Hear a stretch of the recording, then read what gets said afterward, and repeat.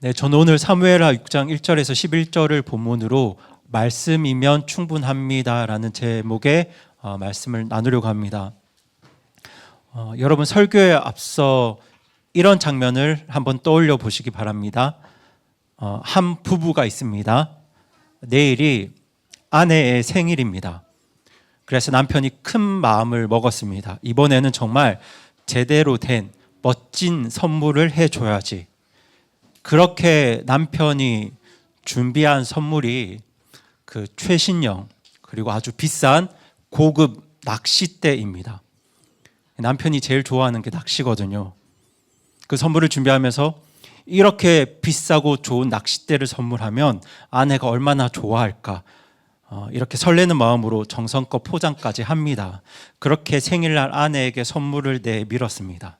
여러분, 아내의 표정이 어떨 것 같으세요? 네. 그 마음이야 고맙지만 아내는 낚시를 좋아하지 않습니다. 그리고 사실 아내는 몇 번이나 남편에게 이렇게 말했습니다.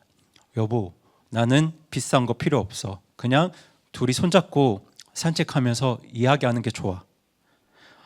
아내는 이미 남편에게 자기가 무엇을 원하는지 분명하게 말해줬습니다. 그런데 이 남편은 아내가 말해준 그거 말고 자기가 좋아하는 것을 자기 방식대로 준비한 겁니다. 여러분, 이 남편에게 정성이 없었을까요? 정성은 넘쳤습니다. 사랑이 없었나요? 사랑해서 한 일이죠. 그런데 뭐가 문제인가요? 받는 사람이 원하는 걸 묻지 않고 내가 주고 싶은 걸 주었다는 게 문제입니다. 그러니까 여러분, 사랑은요, 주는 사람이 좋아하는 방식이 아니라 받는 사람이 원하는 방식으로 표현되어야 합니다. 그런데 여러분, 우리가 하나님을 예배할 때 어떻습니까? 우리는 과연 하나님이 원하시는 방식을 묻고 있을까요? 아니면 내가 좋아하는 걸 내 방식대로 하나님께 드리고 있을까요? 여러분, 지금 우리 시대는 이 시대를 지배하는 아주 강력한 사고 방식이 하나 있는데요. 그건 바로 이런 생각들입니다. 잘 되기만 하면 그게 옳은 거다. 결과가 좋으면 과정은 중요하지 않다. 효과가 있으면 그게 맞는 거다. 이런 사고 방식을 실용주의라고 합니다. 사실 오늘 우리 삶을 장악하고 있는 사고 방식이 바로 이 실용주의입니다. 회사에서는 실적만 넣으면 과정은 잘 묻지 않습니다. 공부도 성적만 오르면 방법은 크게 따지지 않고요. 물건 하나를 사도 이게 가성비가 좋은가 그것만 봅니다. 이 물건이 어떻게 만들어지는지는 크게 중요하지 않습니다. 물론 우리가 살아가는 데 있어서 이런 실용주의적인 생각이 어느 정도는 필요할 수 있습니다. 그런데 문제는요, 이 잘 되면 옳은 거다라는 이런 실용주의적인 생각이 우리의 신앙생활 안으로, 우리 교회 안으로, 우리의 예배 안으로 소리 없이 들어와 있다는 겁니다. 그래서 우리가 예배를 드리고 나서 보통 어떤 생각을 하냐면요, 오늘 내가 은혜 받았어. 아니, 오늘 예배는 나에게 조금 은혜가 안 되는 것 같아. 그런데 그렇게 은혜 받았다는 말에 실제 내용이 무엇인지 가만히 들여다보면요, 많은 경우에 내 마음이 움직였다, 내 감정이 뭉클해졌다, 이런 말일 때가 많습니다. 예를 들면 이런 경우입니다. 예를 들어서 어떤 분이 교회를 옮기면서 이렇게 말합니다. 우리 교회 말씀 정말 좋아요. 이런 말씀은 정말 처음입니다. 말씀으로 정말 많이 자랐습니다. 그런데 우리 교회 찬양이 좀 제가 은혜 받는 스타일이 아니어서 제가 다른 교회도 조금 가보려고요. 이상하잖아요. 말씀이 그렇게 좋다면서, 말씀 때문에 그렇게 자랐다면서 결정은 무엇이 하냐면 내 감정을 움직여 주느냐, 내가 원하는 경험을 주느냐, 그것이 결정을 합니다. 이게 바로 예배 안에 들어온 실용주의입니다. 예배의 기준이 하나님이 무엇을 원하시는가가 아니라 내가 무엇을 경험하는가가 되어버린 겁니다. 그래서 저는 오늘 이 문제를 정면으로 다루고 있는 성경 본문을 여러분과 나누려고 하는데요. 그 본문이 바로 사무엘하 6장 말씀입니다. 이 사무엘하 6장은 이스라엘의 왕이 된 다윗이 하나님의 궤를 예루살렘으로 옮기는 이야기인데요. 오늘 본문 안에는 하나님을 정말 사랑했지만 하나님이 말씀하신 방식을 놓쳤던 다윗의 이야기가 나옵니다. 그 실수의 대가가 얼마나 무거웠는지, 그렇게 실수했던 다윗이 어떻게 다시 말씀 앞으로 돌아왔는지 그 과정이 아주 생생하게 기록되어 있습니다. 이 말씀을 통해서 성령님께서 우리의 예배를 하나님이 기뻐하시는 예배로 새롭게 하여 주시기를 간절히 소망하는 마음을 가지고 오늘 말씀을 나누길 원합니다. 그 첫 번째 나눌 것이 바로 1번입니다. 같이 한번 읽어보겠습니다. 시작. 뜨거운 마음도 틀린 길을 갈 수 있습니다. 네, 저희 오늘 본문 1절 말씀 같이 읽어보겠습니다. 시작. 다윗이 이스라엘에서 선정된 모든 사람 3만 명을 함께 모은 뒤. 여러분, 다윗이 몇 명을 모았습니까? 네, 3만 명을 모았습니다. 3만 명이라는 숫자를 보세요. 이 숫자가 뭘 의미할까요? 다윗의 정성, 열정을 의미하는 숫자입니다. 여러분, 다윗이 왕이 된 뒤에 가장 먼저 하고 싶었던 일이 바로 잃어버렸던 하나님의 궤를 다윗성으로 모셔오는 일이었습니다. 다윗이 왜 그토록 하나님의 궤를 모셔오고 싶어 했을까요?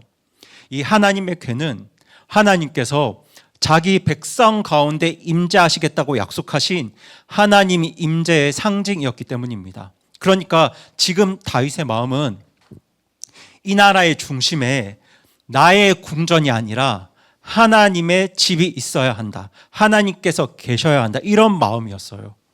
여러분, 이게 얼마나 아름다운 마음인가요? 그렇죠? 그래서 몇 명을 모읍니까? 3만 명을 모았습니다. 하나님의 궤를 모셔오는 일을 온 나라의 축제로 만든 거예요. 5절을 보시면 그 다윗의 열정이 그대로 느껴집니다. 저희 5절 말씀 읽어보겠습니다. 시작. 다윗과 이스라엘 온 집은 전나무로 만든 온갖 종류의 악기 곧 하프와 비파와 작은 북과 코넷과 심벌지에 맞추어 주 앞에서 놀았더라. 여러분 보이시죠? 하프, 비파, 작은 북, 코넷, 심벌. 다윗은 지금 동원할 수 있는 악기란 악기는 지금 다 동원했습니다. 여러분, 지금 다윗이 건성으로 예배드리고 있습니까? 아니죠. 온 마음을 다해, 온 힘을 다해 하나님 앞에서 찬양하고 있습니다. 그런데 이 다윗의 뜨거운 열정 안에 정말 큰 문제가 하나 숨어 있었는데요. 그 문제가 3절에 나옵니다. 저희 3절 말씀 같이 읽어보겠습니다. 시작. 그들이 하나님의 궤를 새 수레에 싣고 기브아에 있는 아비나답의 집에서 그것을 가지고 나올 때 아비나답의 아들들인 우사와 아히오가 그 새 수레를 몰았더라.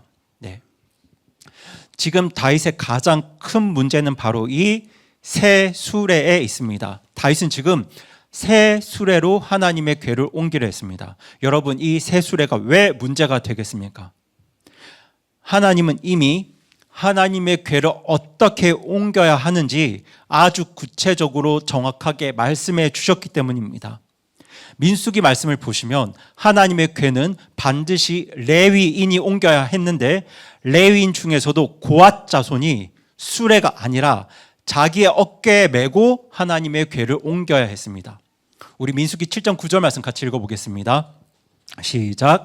고앗의 아들들에게는 아무것도 주지 아니하였으니 이는 그들에게 속한 일 곧 성소에서 섬기는 일이 그들의 어깨로 나르는 것이기 때문이더라. 여러분, 하나님께서 이제 광야에서 성막과 그 기물들을 운반할 때 다른 레위 지파 사람들에게는 성막을 운반할 때 편하게 운반하라고 수레를 나누어 주라 하셨어요. 그런데 고핫 자손에게만은 수레를 주지 않으십니다. 왜 수레를 주지 않으십니까?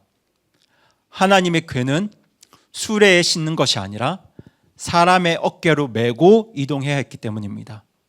이게 하나님의 궤를 옮기는 하나님의 방법이었습니다. 이렇게 하나님은 하나님의 궤를 옮기는 방법을 직접 정확하게 말씀해 주셨습니다. 그런데 다윗은 지금 하나님의 궤를 어깨에 메지 않고 어디에 실었나요? 네, 새 수레에 실었습니다. 여러분, 그럼 이 새 수레라는 아이디어가 도대체 어디서 온 걸까요? 사실 여기에 오늘 말씀에 아주 중요한 열쇠가 있는데요. 이 사무엘상 6장을 보시면, 오늘 본문은 사무엘 하잖아요. 사무엘상 6장을 보시면 하나님의 괴가 블레셋에게 뺏겼던 때가 있었습니다. 그런데 하나님의 괴가 블레셋 땅에 있는 동안 블레셋 사람들에게 재앙이 임합니다. 그러자 블레셋 사람들은 이 괴를 다시 돌려보내자 하면서 방법을 고안해내는데요. 그 방법이 바로 새 수레였습니다. 새 수레에 하나님의 괴를 싣고 암소 2마리에게 끌게 해서 이스라엘로 돌려보낸 거예요. 그런데 여러분, 그때는 수레에 실어 보내도 그게 됐습니다. 별 일이 없었어요. 그렇게 새 수레에 실렸던 하나님의 괴가 무사히 돌아왔고 블레셋의 재앙도 멈췄습니다. 그러니까 여러분, 이 새 수레는 하나님 말씀에서 나온 방법이 아니라 누가 고안한 방법인가요? 네, 블레셋 사람들이 고안해낸 이방인의 방법이었습니다. 그런데 그 방법이 그때는 됐거든요. 효과가 있었거든요. 그러니까 다윗과 이스라엘은 지금 이렇게 생각한 거예요. 그때도 수레로 됐으니까 이번에도 되겠지. 여러분, 이게 바로 실용주의입니다. 지난번에도 일이 이렇게 됐으니까 이번에도 되겠지. 그래서 하나님이 뭐라고 말씀하시는지는 묻지 않고 전에 효과가 있었던 방법을 그대로 가져오는 겁니다. 여러분, 그런데 그렇다고 해서 지금 다윗의 마음이 하나님을 떠나 있었나요? 아니죠. 지금 다윗은 하나님의 괴를 모셔오기 위해서 몇 명을 동원했습니까? 3만 명을 동원했잖아요. 악기도 동원할 수 있는 악기는 다 동원했습니다. 그렇게 다윗의 마음은 어느 때보다 하나님을 향해 있었어요. 하지만 그럼에도 불구하고 지금 다윗은 틀린 길을 가고 있는 겁니다. 그것도 온 힘을 다해 찬양하면서, 온 마음을 다해 찬양하면서 틀린 길을 가고 있는 거예요. 여러분, 그러니까 뜨거운 마음과 옳은 길은 별개일 수 있습니다. 마음이 하나님을 향해 있어도 길은 얼마든지 틀릴 수 있다는 겁니다. 저는 이 사실이 참 두려워요. 왜냐하면 이 실용주의도 사실 하나님을 미워하는 마음에서 시작된 게 아니기 때문입니다. 이렇게 하면 교회로 사람들이 온다던데, 저 교회는 저렇게 해서 많이 부흥했다던데, 그럼 하나님이 얼마나 기뻐하실까? 이렇게 하나님을 사랑하는 사람들의 아주 좋은 의도 속으로 소리 없이 들어오는 것이 바로 실용주의입니다. 하나님의 일을 더 효과적으로 잘해보려고 이 실용주의를 선택하는 거예요. 그 마음에도 하나님을 향한 마음이 있습니다. 그런데 보셨죠? 하나님을 향한 마음이 있다고 해서 그게 옳은 길은 아닙니다. 그래서 우리는 내 마음이 뜨겁다는 것만으로는 내가 지금 옳은 길을 가고 있다고 확신해서는 안 됩니다. 우리의 마음이 아무리 뜨거워도 우리의 길이 틀릴 수 있습니다. 우리가 옳은 길을 가고 있는가 아니면 틀린 길을 가고 있는가, 그걸 점검해 주는 건 우리의 감정이 아니라 하나님의 말씀이에요. 그렇게 다윗은 온 마음을 다해서 하나님의 궤를 모셔오려 했지만 지금 다윗은 틀린 길을 가고 있었습니다. 그렇게 문제는 열정이 아니고 방법이었어요. 지금 이스라엘이 축제 속에서 하나님의 궤를 실은 수레가 예루살렘을 향해 나아가고 있었는데요. 그때 아무도 예상하지 못한 일이 일어납니다. 우리 오늘 본문 6절 7절 말씀 같이 읽어보겠습니다. 시작. 그들이 나곤의 타작마당에 다다랐을 때 소들이 하나님의 궤를 흔듦으로 웃사가 자기 손을 그 궤로 내밀어 그것을 붙들었더니 주의 분노가 웃사를 향해 타올라 하나님께서 그의 잘못으로 인하여 그를 거기서 치심해 그가 거기서 하나님의 궤 옆에서 죽으니라. 네. 하나님의 궤를 옮기는데 갑자기 소들이 뛰었습니다. 그렇게 하나님의 궤가 흔들립니다. 그 순간 웃사가 손을 내밀어서 그 궤를 붙잡습니다. 그런데 여러분, 이게 얼마나 자연스러운 행동입니까? 자연스러운 행동이죠. 여러분 우사의 입장에 한번 대어보세요. 지금 우사는 하나님의 궤로 옮기는 이 순간을 정말 기뻐했습니다. 지난 수십 년 동안 하나님의 궤가 있었던 곳이 바로 우사의 아버지 집이었어요. 그러니까 이 우사가 하나님의 궤가 거했던 이 아비나답의 아들인데요. 그렇게 우사는 많은 시간을 하나님의 궤 곁에서 시간을 보냈거든요. 그런데 그랬던 우사에게 오늘은 정말 인생 최고의 날입니다. 새로 왕이 된 다윗이 자기 집 앞까지 와서 하나님의 궤를 모셔가겠다고 합니다. 그것도 몇 명을 동원해서 왔나요? 3만 명을 동원해서 왔죠. 그리고 그 축제 행렬을 지금 나와 내 형제가 같이 인도하고 있습니다. 온 이스라엘이 하나님을 찬양하고 있고 다윗 왕도 함께 그 행렬을 걷고 있어요. 그런데 그때 소가 갑자기 뛰더니 하나님의 궤가 기울어집니다. 안 돼, 이 궤가 떨어지면 안 돼. 그래서 손을 뻗습니다. 악한 마음으로 뻗었습니까? 나쁜 마음입니까? 아니죠. 하나님의 궤를 지키려는 마음이었잖아요. 그런데 하나님이 우사를 죽이십니다. 그것도 그 자리에서 즉시 죽이십니다. 사실 우리는 이 장면 앞에서 솔직히 마음이 좀 불편해져요. 하나님 너무하신 거 아닙니까? 우사가 좋은 뜻으로 한 일 아닙니까? 그런데 여러분, 하나님이 여기에 대해서 분명하게 말씀을 하셨는데요. 민수기 4장을 보시면 고앗 자손이 그 하나님의 궤, 거룩한 하나님의 물건들을 운반할 때 이 성물을 사람이 직접 만지면 반드시 죽게 될 거라고 하나님은 미리 앞서 분명하게 말씀해 주셨습니다. 그러니까 여기서 우사가 죽지 않으면 누가 거짓말쟁이가 되는 겁니까? 하나님이 거짓말쟁이가 되는 거예요. 그런데 우리가 또 여기서 놓치면 안 되는 게 하나 있습니다. 여기서 우리는 우사가 죽은 게 하나님 때문인 것처럼 생각할 수 있는데요. 여러분, 우사가 죽은 게 정말 하나님 때문에 죽었습니까? 아니죠. 오늘 말씀을 보시면 자기 잘못으로 인하여 라고 되어 있습니다. 만약 하나님 말씀대로 레위인들이 하나님의 궤를 어깨에 메고 갔다면 소가 뛸 일도 없고요. 하나님의 궤가 흔들릴 일도 없고요. 우사가 손을 뻗을 일도 없었습니다. 그러니까 우사가 죽은 건 하나님 때문이 아니에요. 하나님 말씀을 묻지 않고 하나님의 뜻을 구하지 않고 오늘날로 말하자면 성경 말씀을 하나도 읽지 않고 성경 말씀에 관심이 없는 채로 새 수레를 선택했던 그 첫 단추에서부터 이미 일이 잘못되고 있었던 겁니다. 그렇게 한 지도자의 실용주의가 그 곁에 있던 한 사람의 생명을 삼켜버린 거예요. 여러분, 그래서 이 실용주의는 그냥 틀린 게 아니고요. 아주 위험한 겁니다. 나 하나로 문제가 끝나지 않고 내 곁에 있는 사람들까지 위험하게 만들기 때문입니다. 그런데 여러분, 지금 이 사건 앞에서 다윗이 어떻게 반응하는지 보세요. 사실 이런 일이 일어나면 다윗이 어떻게 반응해야 될까요? 내가 하나님 말씀을 묻지 않았구나. 내가 말씀대로 하지 않았구나. 내가 잘못했구나 하면서 하나님 앞에 엎드려야 하잖아요. 근데 8절을 보세요. 제가 8절 말씀 같이 읽어보겠습니다. 시작. 주께서 우사를 찢으셨으므로 다윗이 기쁘게 여기지 아니하고 그곳의 이름을 베레수사라 하니 이날까지 그 이름이 내려오고 있느니라. 다윗이 이것을 기쁘게 여기지 않습니다. 사실 기쁘게 여기지 않았다는 건 화를 냈다는 거예요. 하나님께 화를 냅니다. 여러분, 이게 얼마나 적반하장의 모습인 줄 아시나요? 말씀을 어긴 건 다윗인데 다윗이 하나님께 화를 냅니다. 그리고 9절에서 또 다른 반응이 이어지는데요. 저희 본문 9절 말씀 같이 읽겠습니다. 시작. 그날 다윗이 주를 두려워하여 이르되 주의 궤가 어찌 내게 오리오 하고는. 이번에 다윗은 하나님을 어떻게 합니까? 두려워합니다.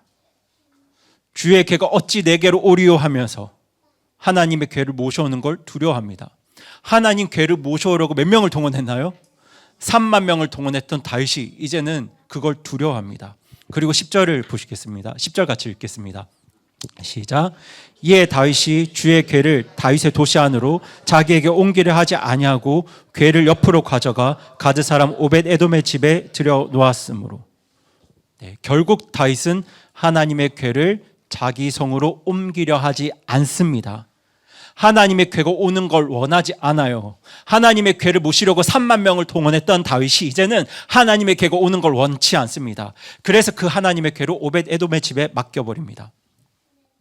여러분, 지금 이 과정이 보이시나요? 말씀주의가 아니라 실용주의를 선택했던 다윗은 처음에는 하나님께 화를 내더니 이어서 하나님을 두려워하게 되고 결국에는 하나님의 임재를 거절해 버립니다. 수많은 시편을 기록했던 그 다윗이, 하나님의 마음에 맞는 사람이라던 그 다윗이, 하나님, 저는 지금 하나님이 가까이 계신 게 싫습니다, 이 지경까지 간 겁니다. 여러분, 왜 이렇게 됐을까요? 다윗의 마음속 기준이 잘못되어 있었기 때문입니다. 이 다윗의 마음에는 이런 계산이 있었던 거예요. 하나님, 제가 이만큼 정성을 들였으니까 하나님이 기뻐하셔야 하는 거 아닙니까?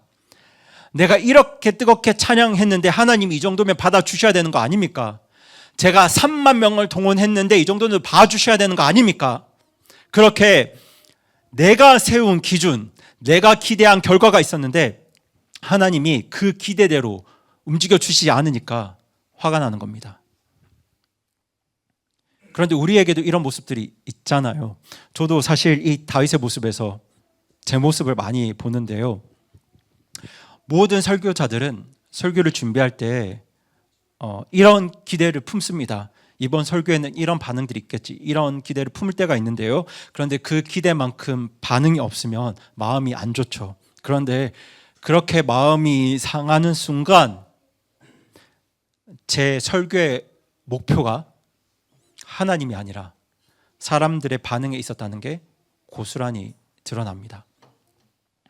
우리 예배도 마찬가지입니다. 내가 이렇게 열심히 예배했는데 왜 내 마음은 여전히 차갑지? 내가 이렇게 간절히 기도했는데 왜 이렇게 응답이 없지? 내가 이렇게 뜨겁게 찬양했는데 왜 내 삶이 이렇지?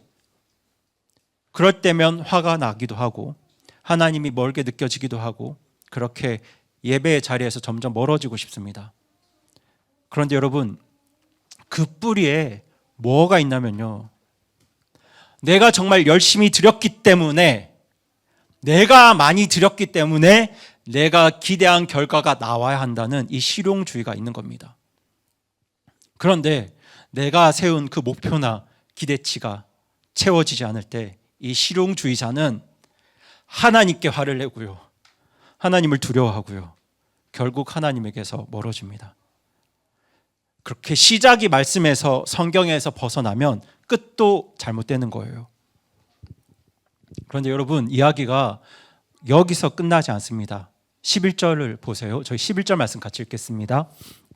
시작. 주의 궤가 가드 사람 오벳 에돔의 집에서 석 달 동안 머물렀는데 주께서 오벳 에돔과 그의 온 집안 사람들에게 복을 주셨도다. 네. 지금 하나님의 궤가 다윗 성이 아니라 오벳 에돔의 집에 석 달 동안 머무르게 되었는데요. 그 석 달 동안 하나님께서는 오벳 에돔 가문에 큰 축복을 주셨어요. 그런데 이 석 달의 시간이 다윗에게는 어떤 시간이었을까요?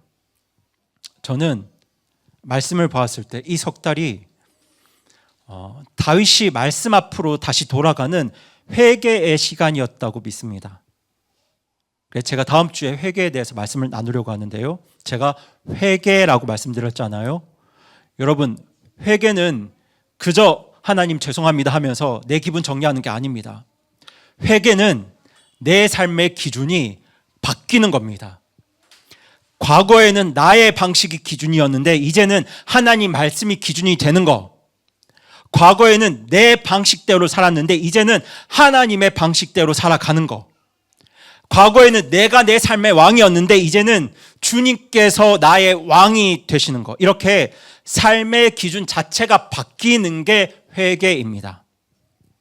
그렇게 다윗이 회개한 증거가 어디 있을까요? 그 증거는 바로 같은 사건을 기록한 역대상 15장에 있는데요. 역대상 15장을 보시면 다윗이 석 달 만에 다시 하나님의 궤를 모시러 가면서 그 장면에 대해서 이렇게 말하고 있습니다. 우리 역대상 15장 1절 2절 같이 보시겠습니다. 같이 읽겠습니다. 시작.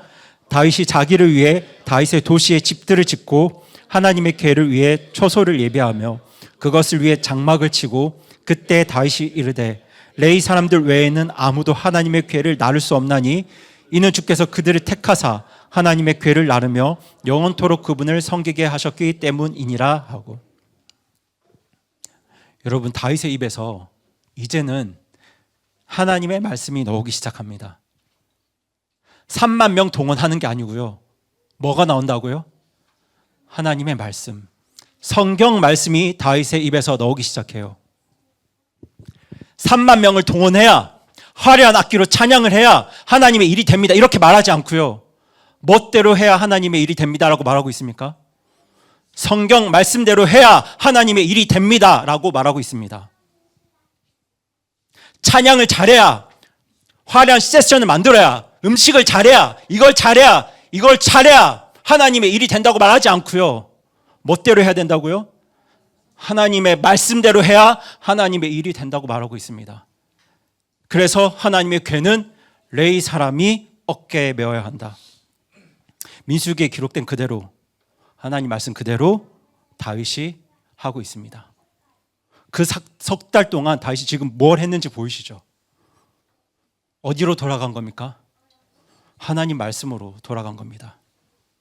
하나님께서 뭐라고 말씀하셨지, 그 하나님의 말씀, 성경 말씀을 다시 찾은 거예요. 그리고 역대상 15장 13절을 보시면 다윗은 지난 실패의 이유를 이렇게 정리합니다. 우리 15장 13절 말씀 같이 읽겠습니다. 시작. 처음에는 너희가 그것을 하지 아니하였으므로 주 우리 하나님께서 우리를 찢으셨으니 이는 우리가 합당한 규례대로 그분을 찾지 아니하였기 때문이라 하며. 합당한 규례대로 하나님을 찾지 않았다. 요즘 표현으로는 성경 말씀 읽지 않았다, 찾지 않았다, 성경을 펴서 하나님의 뜻을 구하지 않았다, 내가 한 주 동안 계속 내내 성경 말씀 듣고 살았다, 이렇게 말하고 있는 거예요. 여러분, 여기서 찾다라는 단어가 나오는데요, 이 찾다를 히브리어로 다라시라고 합니다. 이 다라시는 찾는다, 묻는다, 간절히 구한다, 이런 뜻을 가지고 있습니다. 그러니까 다윗이 이렇게 고백하는 거예요. 우리 열정이 부족해서 실패한 게 아니다. 우리가 하나님께 어떻게 할까요 하면서 하나님을 찾지 않았기 때문에, 하나님 말씀을 다라시 하지 않았기 때문에 내가 살아가면서 무언가를 선택하고 결정하고 어떻게 살아야 할지 고민할 때 성경을 펴서 성경을 읽으면서 하나님 뜻을 찾지 않았기 때문에 내가 실패한 거다. 지금 이렇게 고백하고 있는 거예요. 여러분, 이 고백을 잘 보셔야 합니다. 다윗은 지금 덜 간절해서 실패했다, 찬양이 부족해서 실패했다, 정성이 모자라서 실패했다, 이렇게 말하지 않습니다. 우리가 하나님께 묻지 않았기 때문에 실패한 것이다. 하나님의 규례대로 하지 않았기 때문에, 하나님 말씀대로 하지 않았기 때문에 하나님의 궤로 옮겨야 하는데, 어떻게 옮겨야 하는지 그 말씀이 기록된 모세오경, 토라, 민수기를 펴지 않았기 때문에 우리가 실패한 것이다, 이렇게 말하고 있는 거예요. 그러니까 다윗의 문제는 열정이 부족해서가 아니라 하나님 말씀을 묻지 않은 데 있었던 거예요. 성경을 펴지 않은 데 있었던 겁니다.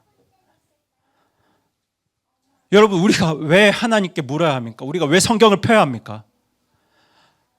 하나님이 이미 우리에게 필요한 모든 말씀을 성경 말씀을 통해서 다 말씀해 주셨기 때문입니다.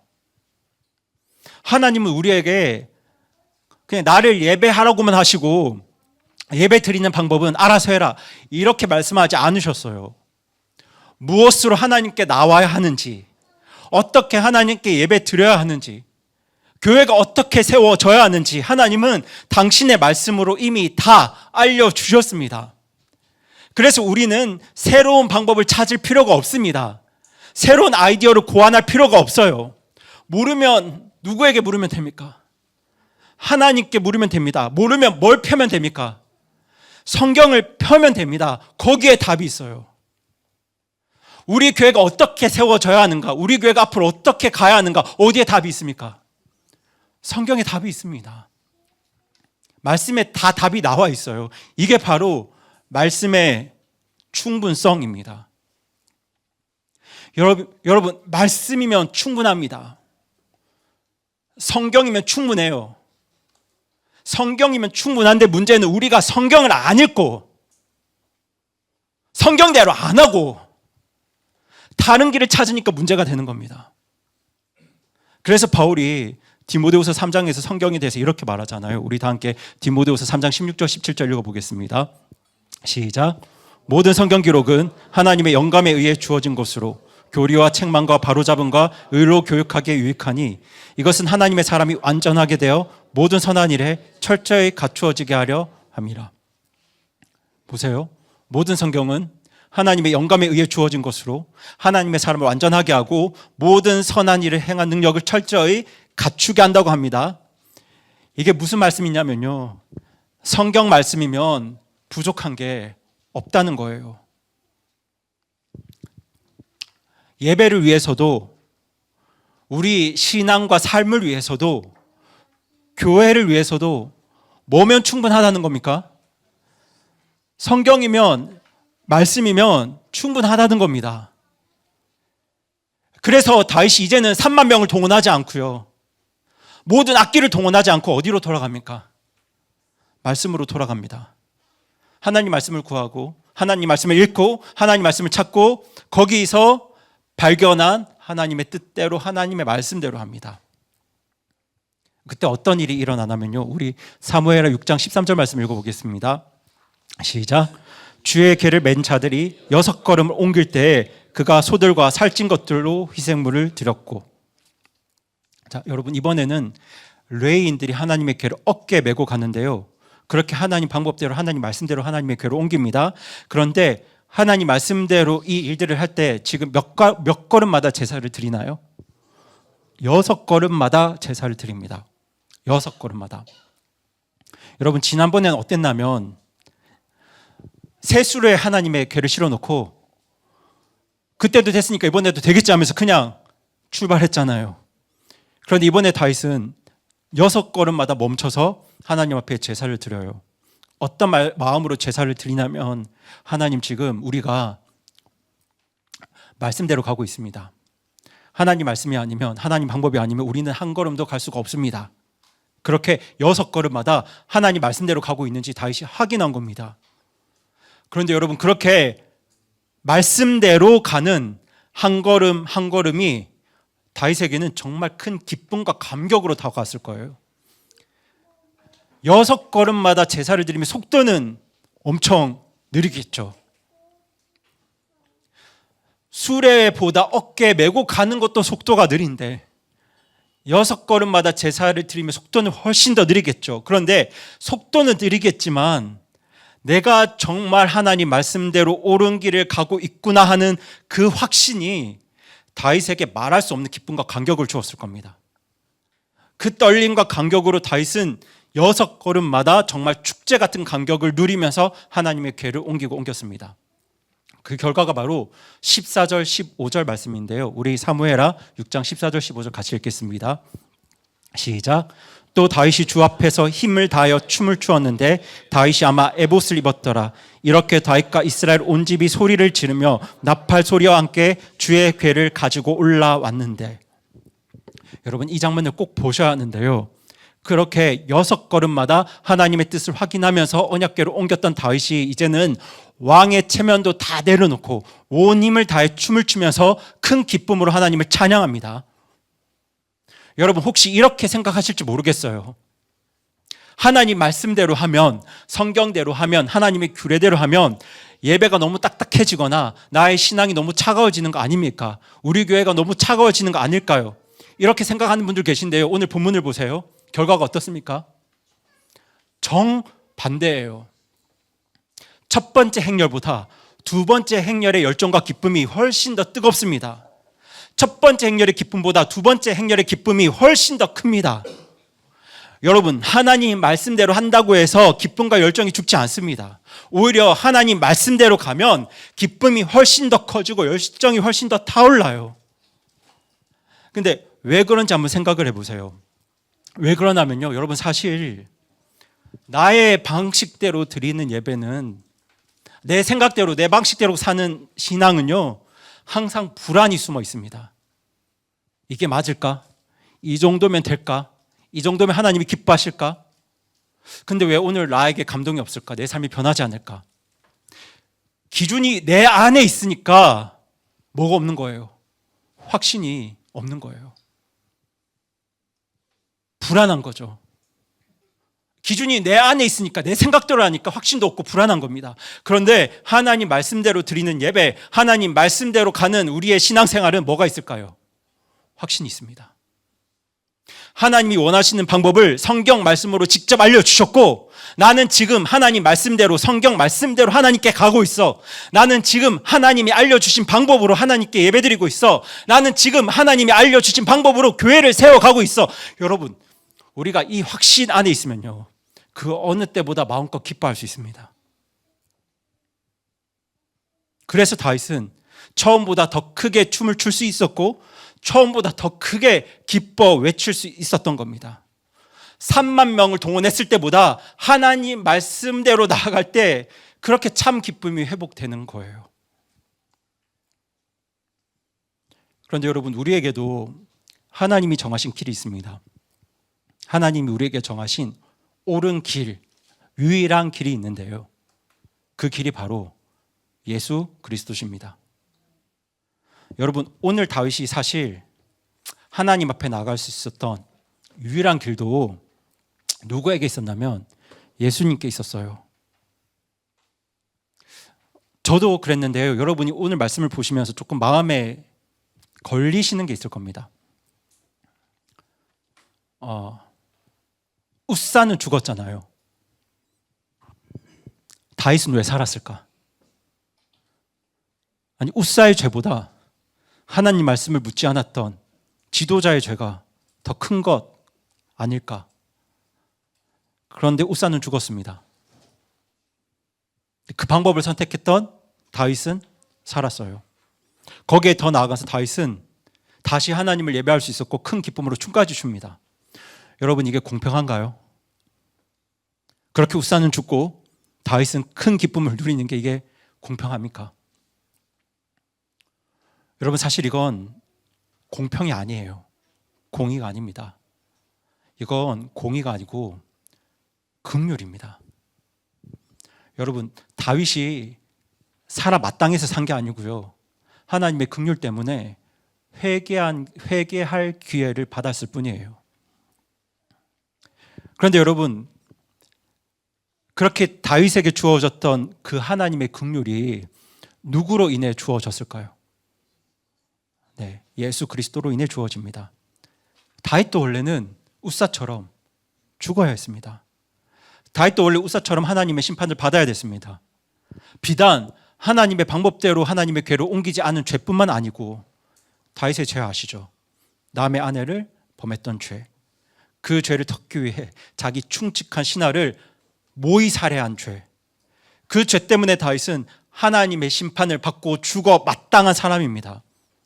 하지만 다윗이 그렇게 죽지 않고 다시 기쁨으로 하나님께 나갈 수 있었던 건, 이건 순전히 하나님의 긍휼과 은혜 때문입니다. 그런데 그 하나님의 긍휼이 바로 우리 주 예수 그리스도로 인해 주어진 것입니다. 여러분, 우리도 다윗과 다를 바 없잖아요. 우리도 얼마나 많은 순간 하나님께 묻지 않고, 성경 한 번도 펴지 않고 내 방식대로, 내 판단대로, 내 마음대로 살아왔습니까? 예배도 신앙도 인생도 내 생각대로 하면 되겠지 하면서 내가 기준이 되어서, 내가 내 인생의 왕이 되어서 그렇게 살아온 날들이 얼마나 많습니까? 그런데 여러분, 그 삶을 펼쳐놓고 거룩하신 하나님 앞에 다 서보세요. 우리도 웃사처럼 하나님의 심판을 받고 죽어 마땅한 사람들입니다. 그런데 여러분, 왜 우리가 지금 이렇게 살아서 기쁨으로 하나님 앞에 나아가 하나님께 예배 드릴 수 있을까요? 바로 저와 여러분 대신 하나님의 진노를 감당하셨던 우리 예수님 덕분입니다. 이게 복음입니다. 여러분, 오늘 본문 8절을 보시면 웃사가 죽은 그곳의 이름을 뭐라고 하나요? 베레스 웃사라고 하는데요. 이 베레스는 히브리어 파라치에서 온 말인데 이 뜻이 터져 나오다라는 뜻입니다. 그러니까 베레스 웃사는 웃사에게서 무언가가 터져 나왔다는 뜻인데요. 오늘 본문의 내용을 봤을 때 이게 무슨 뜻이냐면 웃사에게서 하나님의 진노가 터져 나왔다는 뜻입니다. 말씀을 벗어난 자를 향한 하나님의 거룩한 진노가 터져 나온 자리, 그곳이 바로 베레스 웃사입니다. 그런데 여러분, 이 하나님의 진노가 제대로 터져 나온 자리가 있습니다. 거기가 어딘 줄 아시나요? 바로 갈보리 십자가입니다. 저와 여러분을 향해서 터져 나왔어야 할 하나님의 그 거룩한 진노가 십자가에 달리신 예수 그리스도 위에 쏟아졌습니다. 예수님에게서 그 하나님의 진노가 터져 나왔습니다. 우리 대신에 예수님에게 쏟아진 거예요. 그렇게 예수님이 숨을 거두시던 그 순간 성전에서 어떤 일이 일어났는지 기억하시죠? 지성소를 가리고 있던 그 휘장이 위에서부터 아래로 찢어집니다. 여러분, 그 휘장이 뭘 의미합니까? 하나님께 함부로 가까이 오면 죽는다. 그렇게 거룩하신 하나님과 죄인 사이의 경계가 바로 휘장이었습니다.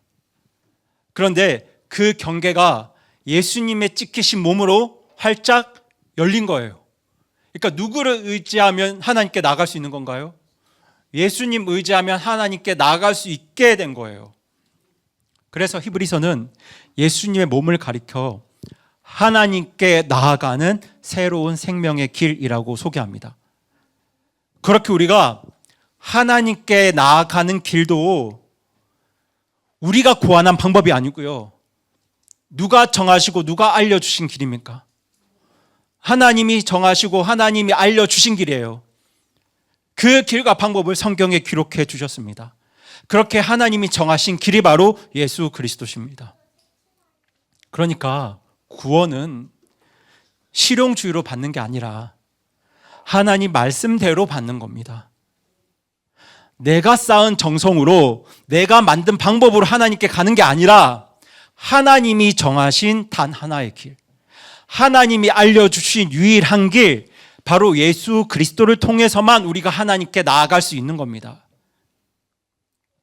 그리고 여러분, 그렇게 우리가 말씀대로 예배하고 말씀대로 나가려 하는 이유가 이게 단지 무서워서가 아닙니다. 우사처럼 벌 받을까 봐가 아니에요. 그 길이, 하나님이 알려주신 길이 하나님께 나아갈 수 있는 유일한 길이고 또 그게 옳은 길이기 때문에 그렇습니다. 근데 그 옳은 길은 나의 정성이 아니고 나의 열심이 아니고 하나님 말씀에 기록된, 성경에 기록된 예수 그리스도를 의지해서 우리가 예배드리는 거예요. 무엇보다 나 같은 죄인을 위해서 자기 아들을 내어주시면서까지 하나님께 오는 길을 열어주신, 그 성전의 휘장을 찢어주신 그 하나님의 사랑을 알기 때문에 하나님이 원하시는 방법이 소중해지는 겁니다. 하나님의 방법도 소중해지는 거예요. 그렇게 하나님을 사랑하면요, 하나님이 원하시는 방법을 묻게 되어 있고요, 다른 말로 성경을 펴게 되어 있고요, 성경을 안 폈는데 하나님이 원하시는 방법을 알 수가 없으니까요. 그렇게 하나님이 원하시는 방법을 묻게 되어 있고 그 방법이 소중해져요. 그래서 하나님의 방법을 따르는 거예요. 여러분, 그렇게 하나님의 방법도 소중하기 때문에 우리가 세례가 아니라 침례를 믿고 침례를 베푸는 겁니다. 그게 하나님의 방법이거든요. 여러분, 서론에서 제가 말씀드렸던 그 남편 기억하시죠? 아내에게 비싼 낚싯대를 선물했던 그 남편. 여러분, 그 남편에게 필요한 게 뭡니까? 더 비싼 선물이 아니죠. 아내의 말에 귀를 기울이는 겁니다. 여보, 당신은 뭘 좋아해? 뭐 갖고 싶어? 이렇게 묻고 들은 대로 아내를 사랑하는 거죠. 여러분, 우리의 예배, 우리의 신앙도 똑같습니다. 하나님이 이미 성경 기록을 통해서 다 말씀해 주셨습니다. 하나님이 뭘 기뻐하시는지, 우리가 어떻게 하나님께 나가야 되는지, 하나님 나라에서 어떻게 살아야 하는지 성경 말씀을 통해서 이미 충분히 다 알려주셨습니다. 지금 우리가 산상수훈 나누고 있잖아요. 산상수훈 말씀으로, 마태복음 5장, 6장, 7장 말씀으로 우리 주님께서 뭘 기뻐하시는지, 우리가 어떻게 하나님께 나가야 되는지, 구원받은 성도들이 하나님 나라에서 어떻게 살아야 되는지 한 주 한 주 나누고 있는데요. 그렇게 하나님은 우리에게 필요한 것들을, 우리가 어떻게 가야 하는지를 다 이미 알려주셨습니다. 그것도 하나님의 아들이신 예수님이 친히 이 땅에 오셔서 기록된 성경 말씀을 가지고 하나님의 뜻을 정확하게 풀어주시며 쉽게 알려주셨습니다. 알려주셨어요.